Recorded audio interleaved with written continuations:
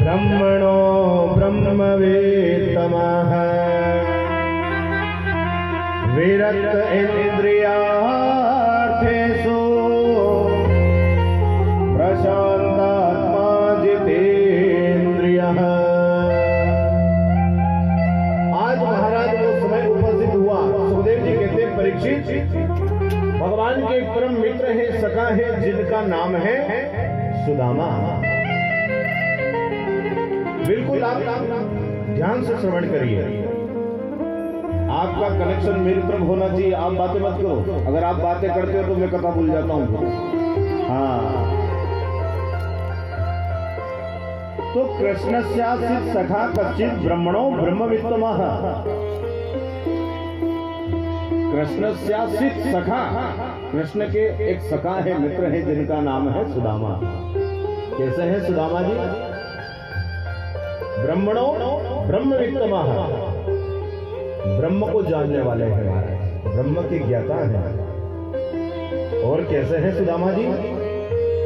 विरक्त इंद्रियार्थेषु प्रशांत आत्मा जितेंद्रियः, जिनकी इंद्रियां भी विरक्त हो चुकी है, मन शांत है और जितेंद्रिय है, जिसने अपने इंद्रियों को जीत लिया है, वश में कर लिया, वो जितेंद्रिय है।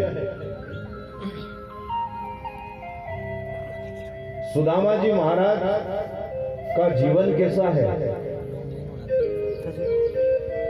सुदामा जी का जीवन ऐसा है कि महाराज की सवेरे को खाए तो शाम को नहीं है, शाम को खाए तो सवेरे को नहीं है। इतने गरीब है सुदामा जी महाराज।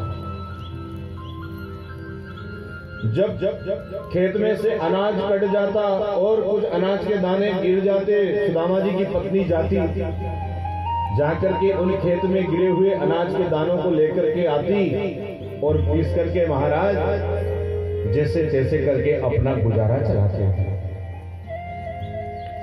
बहुत गरीब है सुदामा जी, ध्यान रखना।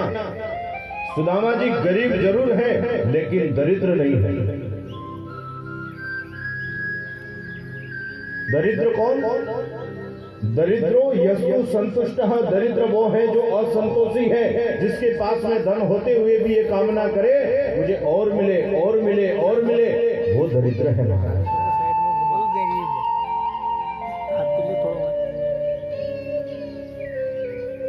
जब आवे संतोष रूपी धन तो सब धन धूरी समान। जिसके जीवन में अगर संतोष रूपी धन आ जाता है ना, तो ये संसार का जो धन है ना जितना, ये सब धूल के समान लगता है महाराज। सुदामा जी गरीब जरूर है लेकिन दरिद्र नहीं है।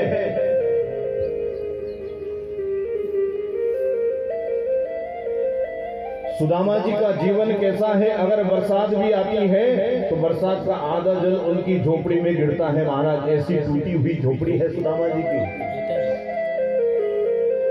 और शरीर तो इतना दुबला पतला है कि एक एक हड्डी उनके शरीर से चमक रही है, दिखाई दे रही है महाराज।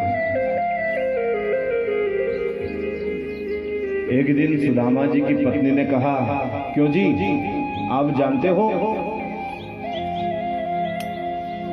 आपके एक बचपन के मित्र हैं जिनका नाम है कन्हैया, आजकल वो द्वारिका के राजा है।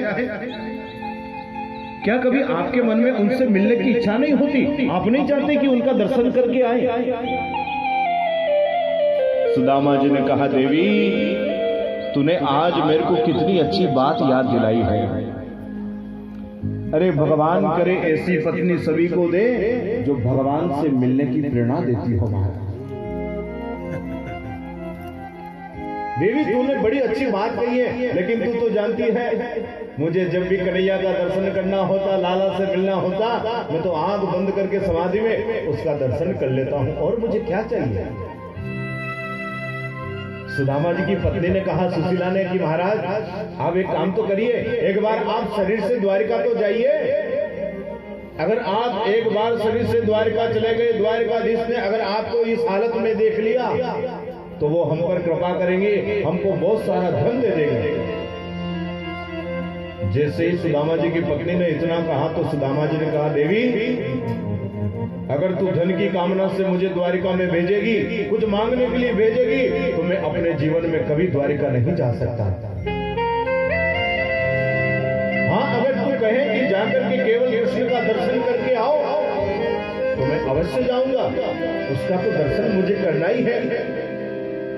सुदामा जी की पत्नी ने कहा कोई बात नहीं, आप कुछ मांगना मत, केवल एक बार शरीर से द्वारिका जाकर के उनका दर्शन तो करके आओ। लेकिन सुदामा जी महाराज ने कहा देवी, मित्र के घर, गुरु के घर बिना कुछ लिए तो जाते ही नहीं, खाली हाथ तो जाते नहीं है। और तुम तो जानती हो कि हमारे जीवन में कितनी गरीबी है। सवेरे को खाए तो शाम को नहीं है, शाम को व्यवस्था करे तो फिर प्रातः की चिंता है? मुझे तो लगता है इस जन्म में तो लाला का दर्शन करना असंभव है, नहीं जा सकता। सुदामा जी की पत्नी ने कहा कोई बात नहीं महाराज, आप स्नान करके संध्या वंदन करके आओ ना, मैं कुछ न कुछ व्यवस्था करती हूँ महाराज। सुदामा जी की पत्नी गई, 4 घरों से 4 मुट्ठी चावल लेकर के आती है। ध्यान रखना, सुदामा जी महाराज की पत्नी अगर इशारा कर देती तो बोरी भर भर के चावल आ जाते, लेकिन 4 मुट्ठी चावल 4 घरों से क्यों लाई? कोई टूटे हुए चावल, कोई पीले चावल, किसी में धान मिला हुआ, क्योंकि सुदामा जी महाराज की पत्नी जानती है मेरे पतिदेव अगर शरीर से द्वारिका में जाएंगे, द्वारिका नाथ एक ही बात पूछेंगे, मित्र तुम कैसे हो? तो मेरे पतिदेव तो एक ही बात कहेंगे, लाला बस मत पूछ, मेरे जैसा सुखी इस संसार में दूसरा कोई नहीं है? फिर उनको कैसे पता चले द्वारिकाधीश को कि हमारे घर में एक अन्न का दाना भी नहीं है महाराज?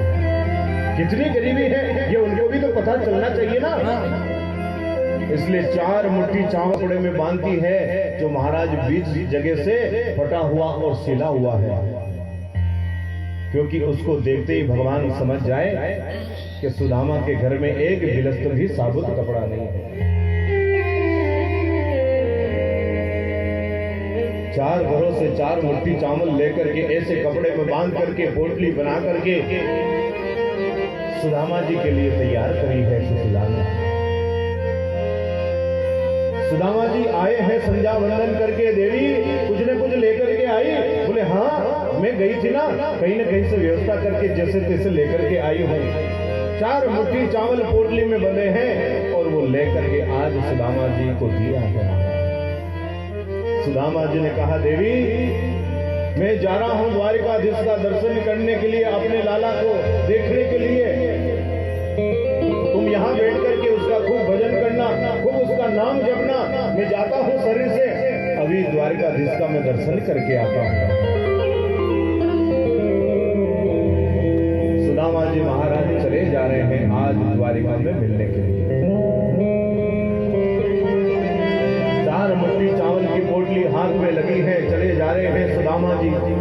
जाना था द्वारिका, मार्ग भूल गए, कहीं और चले गए महाराज।